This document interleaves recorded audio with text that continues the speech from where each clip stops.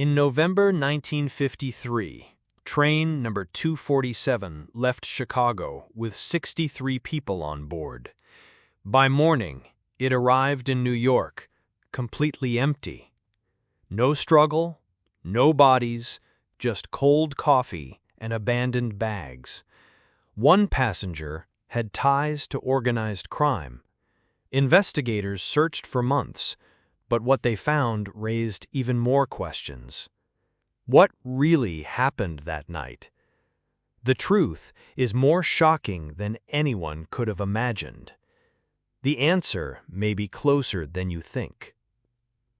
On the frigid night of November 9, 1953, Chicago's Union Station was a hive of activity.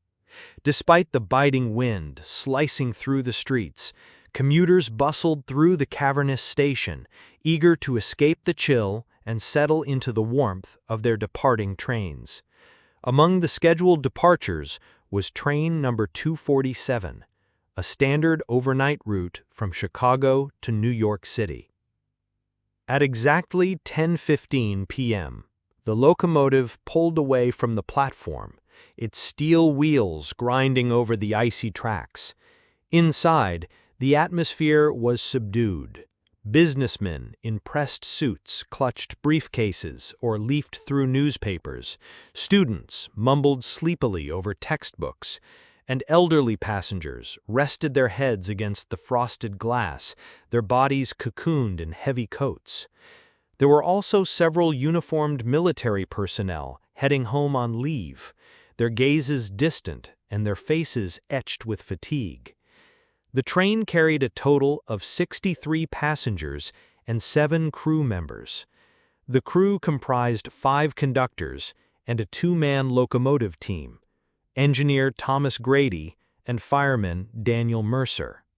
Grady was a seasoned rail worker, known for his unwavering professionalism, while Mercer, though younger and less experienced, had earned a reputation for being diligent and quick-witted. The route was a well-traveled one, cutting through Indiana and Ohio before passing through the wooded hills of Pennsylvania and finally arriving in New York City.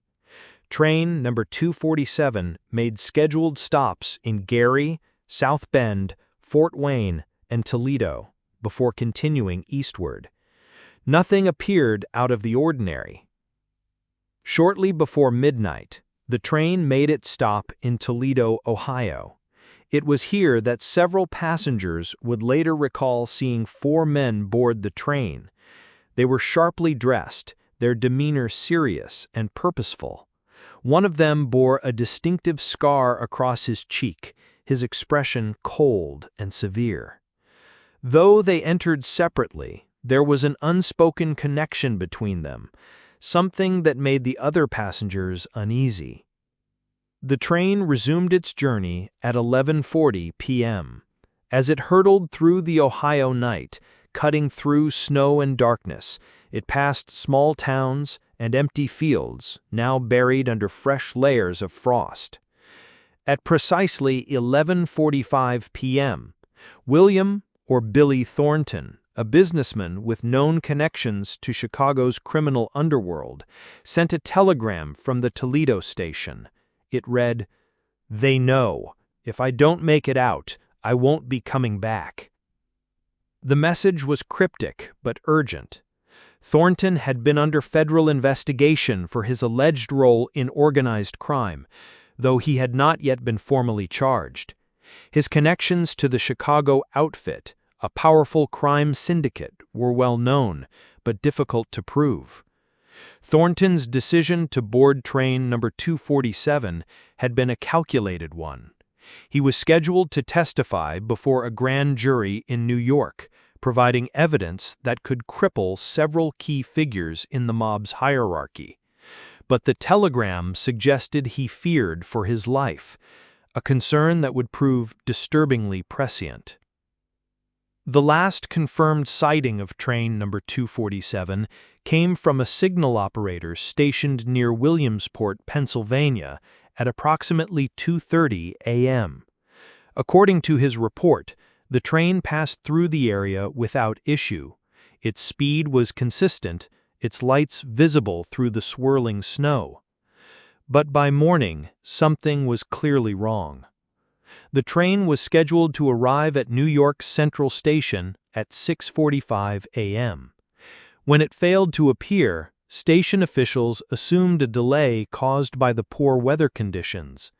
But as the hours dragged on, concern grew. Multiple attempts to contact the train by radio were met with nothing but static. By 10 a.m., the authorities were notified. Railroad officials scrambled to trace the train's route, dispatching search parties along the tracks and issuing alerts to every station between Chicago and New York. But there was no sign of the train. 2 days later, a hunter near Williamsport stumbled upon a bloodied conductor's uniform tangled in a patch of dense underbrush.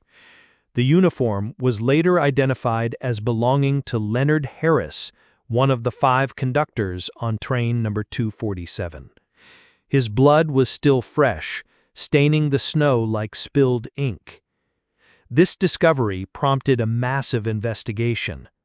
Helicopters combed the surrounding forests, rivers were dredged, and every available man was sent to search the wilderness. But despite the thoroughness of the operation, no further evidence was found. The train and all its passengers had simply vanished. As the days turned into weeks, rumors and theories spread like wildfire. The most widely accepted explanation was that train number 247 had been hijacked by members of the Chicago outfit. According to this theory, the train had been diverted to a remote location where Thornton was executed before he could testify. The passengers, unfortunate witnesses to the crime, were also eliminated to prevent any chance of exposure. Other theories suggested that the train had derailed and plunged into a river or ravine, but extensive searches along the route revealed no wreckage, no bodies, and no sign of a crash. Some investigators noted that Thornton had been involved in illegal trafficking operations that exploited rail networks for smuggling drugs and weapons. They speculated that the train itself might have been transporting something of immense value, something worth killing for. Despite the relentless efforts of local police, the FBI, and private investigators hired by the victims' families, the case remained unsolved. No bodies were ever found, no ransom demands were ever made. And train number 247 never appeared on any track or in any rail yard. In 1954, the case was officially closed, with authorities admitting they had exhausted all available leads. Yet, for the families of the 63 passengers and 7 crew members, closure remained a distant hope. The disappearance of train number 247 remains one of the most perplexing unsolved cases in American history. To this day, the wreckage has never been recovered, and the fates of those on board are shrouded in darkness.